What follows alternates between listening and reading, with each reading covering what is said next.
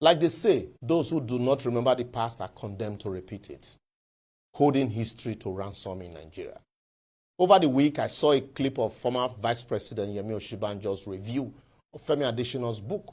Femi Adesina was the former special advisor on media publicity to President Buhari, former president. You know, the book is titled Working with Buhari. It attempted to rewrite history in beautiful lines, despite the ineptitude of that government.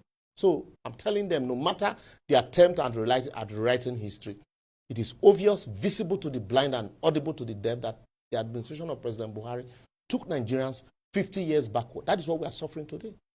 From the flowery speech of President Yemi Osinbajo, Osinbajo this time around, it was clear that President Buhari was an absentee president who just laughed away while Nigeria was burning.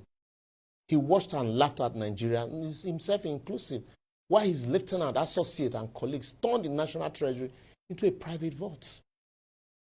Why the president could request from Femi Adesina at least give a big hug to a book writer during the book launch, did he bother to find out if Nigerians even had smiles or hug on their faces?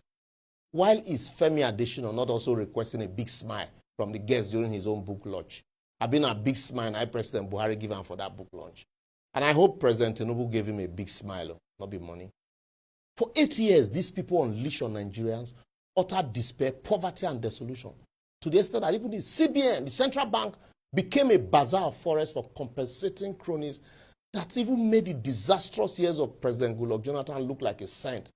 This is despite the administration claiming to be fighting corruption.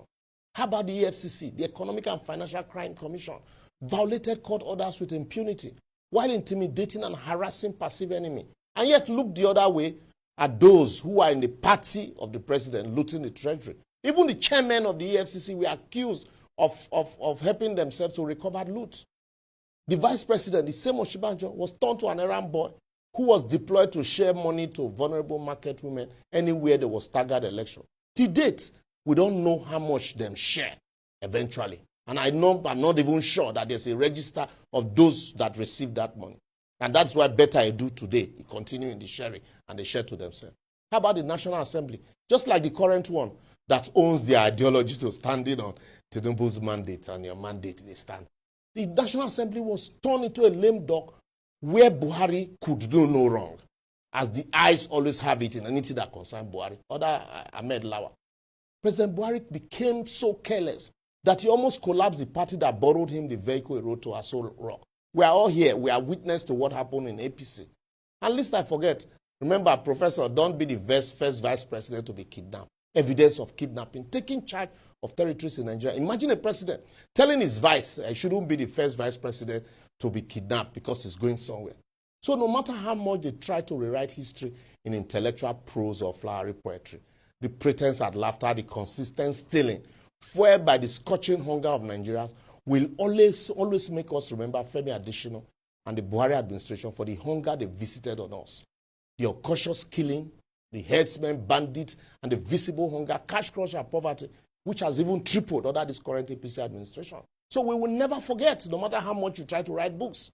I will therefore advocate until the ordinary Nigerians, that's like I am doing now, start to document their own history. Our leaders will continue to rewrite history to suit their narrative. And in years to come, no matter the atrocities of the administration, they will be painted as a victim of a decayed society.